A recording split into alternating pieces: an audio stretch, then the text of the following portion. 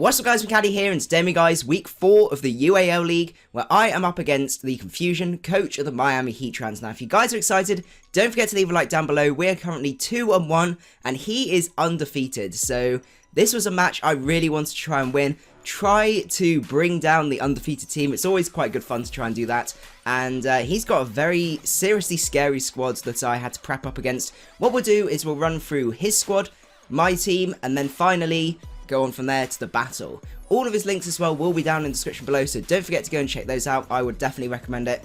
So, he could have been bringing the Victini, Salamence, Donphan, Slowking, Serperior, Smeargle, Zoroark, Bronzong, Slurpuff, Ampharos, and Heatrans. So, a interesting team. The thing I noted was there's quite a sort of spread when it came to speeds. You got fairly speedy things like Victini, Salamence, and the Zoroark, and the Serperior, and everything else was just dead slow. So it had that sort of really quite big speed gap that was only really filled by things like the Smeargle and also the M.Heracross, and I guess to some extent the Slurpuff as well. So we had a lot of things to watch out. We had Slurpuff sweeping, we had trying to find out how to beat a Scarf Victini, which could be very, very interesting, especially with that V-Create. Salamence as well, Dragon Dancing up. So offensively, there's a lot of things that I needed to try and find a way to be able to check these guys. Zoroark could have also been very scary as well, trying to, well, especially with Illusion and also the fact to get Sucker Punch, catching things like NASCAR Bug, my Cure Black, that sort of stuff, and also Pursuit Trapping Patrick as well. So that's something I really had to try and watch out for. So one thing I noted was actually, outside of his very, very speedy mons that I've listed, Cure Black puts in a lot of work against the rest of his team. So I decided to go for a set with Fusion Bolts, which allowed me to hit things like the Slowking very, very hard. Ice Beam hits the Donphan, it hits the most things like the Smeargle, the Slurpuff very, very hard. I did try and consider bringing Iron Head on this because that helped stop a Slurpuff from sweeping me. Because my problem was if I didn't bring it down below 75%, Citrus Berry would activate, he could still Belly Drum, and then he would sweep me. Whereas if I did over 75%, the Citrus Berry would activate and his Unburden would activate, but he wouldn't then be able to Belly Drum. Because a Belly Drum set would be very, very spooky. I considered bringing Ditto at the start, and then I actually realised that with Unburden and stuff like that, it doesn't actually count for Ditto. You have to then have your item knocked off as your imposted Slurpuff to actually be able to get that Unburden boost. So I would end up just losing that matchup instantly anyway, so there was almost no point me trying to bring that to try and counter that set. I decided though I wanted to go for extra coverage instead, and I went for Hidden Power Flying, because that allowed me to OHKO Heatrans potentially. Because Heatrans is another thing that's very scary. I couldn't really bring too much in terms of walls and stuff like that, because otherwise Heatrans would just end up smashing them to pieces, and then my offense, I needed basically more offense to check his offense rather than going down the defensive route. So that's why I decided to give him Power Flying on this guy, because that will allow me to pick off the Heatrans in a sort of surprise way. Next up we've got the Diancie. So this guy is a slightly alternate set to standard. So I've got 216 in speed, which allows me to outspeed things like the Victini and also the Salamence. So I basically beat them by 1 point. I've got Moonblast, Earth Power, and Smackdown. So Smackdown allows me to hit the Bronzong. Basically, the Bronzong is his main switch into Diancie. Unfortunately, it's a great check to both Cure Black and also Mega Diancie at the same time, so that's definitely not ideal, and I'm pretty sure it is going to be coming. So that's why, luckily Terravolt negates the Levitate, but he might still bring something like the Shuckleberry. That's what was sort of going through my mind, so I needed to scout whether he had leftovers or not, and if he didn't, I'm expecting some sort of berry or something like that. So this plan may not even work, it just depends how, whether I can work out whether he's got that berry or not. But basically, if he doesn't, Smackdown plus Earth Power could be a good way to go, especially if he comes down to about 50%, something like that. The rest of my team can actually handle it relatively well, so I just need to basically wear it down, and then Diancie might be able to pull through from there. Serperior is also looking very, very spooky, so I have a couple of checks that in the form of Murdercrow, the Haunch Crow. He doesn't actually have many reliable switch-ins to Bird Spam outside of the Ampharos there. The rest of them, I guess Donphan as well to an extent, could be able to take this on, but apart from that, everything else is doing pretty well. We've got Moxie on there, so this guy could potentially sweep for us late game. I've got Sucker Punch on there, which I know is weird when it's Scarf, but it does help me a little bit potentially late game with checking a Victini or a Dragon Dancing Salamence or something like that. Then we've got Night Slash, which gives me sort of normal, typical stab for the dark type, which actually still hits his team relatively hard. And then finally the pursuit. So my plan was with the Victini, Victini comes in, it V-creates, then regardless if it's Scarf or not, I can come in with Honchkrow, pursuit, trap that, and then basically hopefully take it out from there, because it will have its defenses dropped, I outspeed it guaranteed, so I can basically come in and pick it off from there. Next up, we've got a slightly interesting Scolipede set as well. We've got a speed boosting set with Life Orb. I spent quite a while trying to work out how I was going to beat a 1v1 Smeargle lead, because I was worried it was going to come in, set up webs, set up stealth rocks, all that shenanigans, and I decided this might be my best way to go. So I've got Pin Missile here, which as long as I hit 3 is pretty much guaranteed to be able to take out that Smeargle, so that's very, very nice. I've got basically a 2 in 3 chance of success, which I feel, well, I don't know, knowing my luck, it probably wasn't going to be the best plan, but yeah, that's why I decided to go for that. It was my best bet to sort of counter lead that. Poison Jab, you know, Pin Missile plus Poison Jab actually does a fair amount to most of his team. If it's Bronzong specially defensive, I still, with 3 hits, do just under 50%, so it's not bad at all, really. And Baton Pass allows me to pass those speed boosts into something like Kieran B, and stuff like that. I wanted to try and add sub to this, but unfortunately I did have to have Run Protect, because if it was something like a Scarf Victini late game, or a, I actually don't outspeed a, Serperior, so I did need some way to be able to guarantee to outspeed the Serperior. I'm speed crept for base 100, so that allows me to outspeed the Victini and Salamence naturally. So hopefully this guy, I was sort of hoping this guy would be able to put in some work from there. Next we've got the Starmie. I did have to run Cold Baron's guy. I was absolutely terrified of Zoroark pursuit trapping me, the Smeargle coming in, setting up webs, and then basically that's my game done from that, because I've got so much offense and a lot of it is grounded.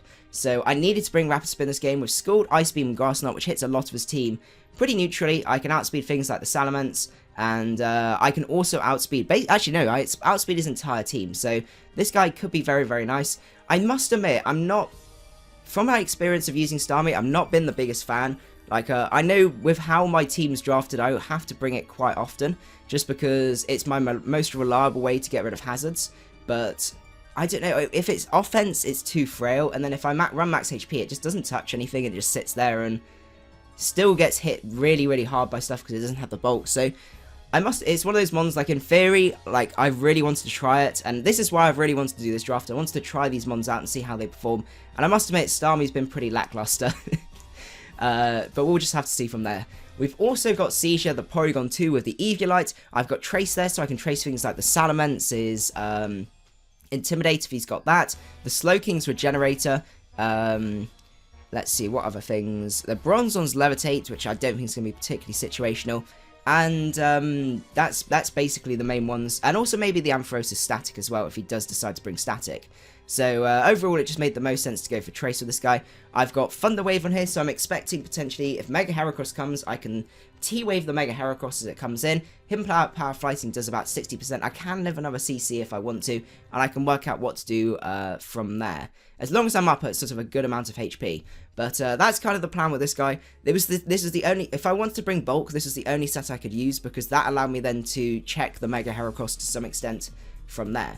So what we're going to do now is move into the battle, and you can see just how it all went down. Okay, so we are at the battle, and as you can see, there is the Mega Heracross, as I was expecting. Victini is also coming in, which is going to be very spooky. I need to try and work out what sort of set that is, and also Bronzong. I was expecting those three to come, because it's such a great way to check my offense, my offense offensively, my offense defensively, and then also check my defenses as well. So going to be very, very interesting. I am expecting the Smeargle lead here, so I decide I'm going to go lead off with my NASCAR bug here. Oh, and the sound went off, and that really scared me. I apologize, guys.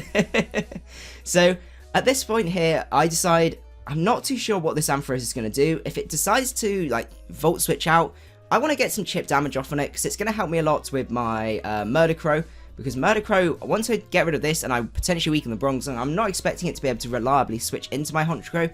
I can actually basically have a good chance of sweeping from there. So I decide I'm just going to get some damage off, go for the Poison Jab, could snag the poison, you never know. So I do go for the Poison Jab as he does reveal he has got the T-Wave. A little bit unfortunate. I was hoping just for the Volt Switch for him to Volt Switch out because he's, mispredicting my lead or something like that. Or trying to Volt Switch to stop me from subbing up. But unfortunately, subs weren't on his mind at that point and he did decide to go for that T-Wave. So here I'm like, well, I've got my speed boost. I can Baton Pass if I want to. So I'm going to Baton Pass and see what happens. If he decides to stay in, then, I can switch into something that doesn't mind being T-Waved. And then if not, it doesn't really matter. So I do get powered here, which is absolutely huge, because now I can't get past my speed boost into things like Honchkrow, which could have been really, really nice, because he'd have had to have switched out. I'd have gone for the Baton Pass, and then I could have gone into my Honchkrow. Unfortunately, I'm not able to do that, so I do have to go out into Patrick here, as he then sets up his Stealth Rock after. Now he's free to switch out here, and he does go out into Glazed, as I fire off a Scald here, and I'm like, okay, that's great, I can Turkio. And he goes to the Custard Berry and T-Waves me, and that is absolutely terrible for me, because now I have two Pokemon that Ampharos is paralyzed, really, really well prepped on my opponent's part, and out comes the Smeargle, and this is where it all goes south. He goes to the Geomancy and powers up his, uses his Power Hub. As I go for Rapid Spin, because I was like, it's my best bet. If he goes for Webs, I outslow him. I can go for my Rapid Spin, get rid of them, so it's not too bad. And then I see the Geomancy go, and I'm like, oh my goodness. Something's going to go horribly wrong here. So he goes to the Substitute here, trying to bank on me getting powered. And I was like, please, please don't let me be powered. Because if you pass that boost, plus a sub to anything else on his team, apart from maybe the Bronzong, I'm in so much trouble. So I'm just going for these Scalds, and luckily I do break through as he goes to the Baton Pass and passes into the Victini, and I'm like, oh my goodness, I'm in trouble. So I go for another Scald here. I switch out to sack off the Scolipede as he reveals the sub again, and I'm like, oh no, this is going even worse. I'm about to get utterly destroyed by this Victini, and there's nothing I can do about it. I should have just gone for damage. I wanted to preserve it though, because this just looked like much better death fodder, and yeah, it was a huge, huge mistake on my part. To be honest, I could have still got powered, and he reveals the store power, so this is going to be doing absolutely crazy amounts. It's just absolutely destroying me, especially with those two special attack boosts. So I'm going to trace the Victory Star here with Porygon 2. I know I can take one, so I've got to try and hopefully break the sub, and I do manage to break it with the Foul Play, but I'm going to go down here. I had to sack basically P2 just to break that sub, and I'm in a huge amount of trouble. I go into my Honchkrow. I don't even outspeed, so I'm like, this is another 50-50. Do I go for the Night Slash if he decides to go for sub? What do I do? Or do I lock myself into Sucker Punch? Trouble is, now that he's revealed sub, I can't even lock myself into Sucker Punch. I just have to go for Night Slash, and he can basically do what he wants. He goes to Protect here to see what I'm going to do, and this is another sort of 50-50, but he realizes, I think, I am Scarfed, and goes to the Blue Flame. And basically, I'm just going to get completely swept by this guy, because there's literally nothing I can do. I can't outspeed it. It hits way too hard for me to be able to deal with it. And as you can see, he is just going to clean up with the Victini. So, yeah. Smeargle showing the absolute beast it is, especially with that Geomancy pass. You just find that opportunity, you go in, you try and set up that Geomancy, and then you just Baton Pass it out, and you just get swept. You just sweep, basically, from there. So, unfortunately, we did get completely memed on in this match, but I wasn't too upset. It was a big risk that he decided to bring, considering that, it relied on having the Victini, and also, the Victini having that Smeargle being able to Baton Pass successfully. So, I'm not too upset. It was actually really clever planning on his part, and, a little bit risky, but I do really, really like it. But anyway, I hope you guys did enjoy. I do apologise about being memed on. But I will see you guys at the next one. Macadii out.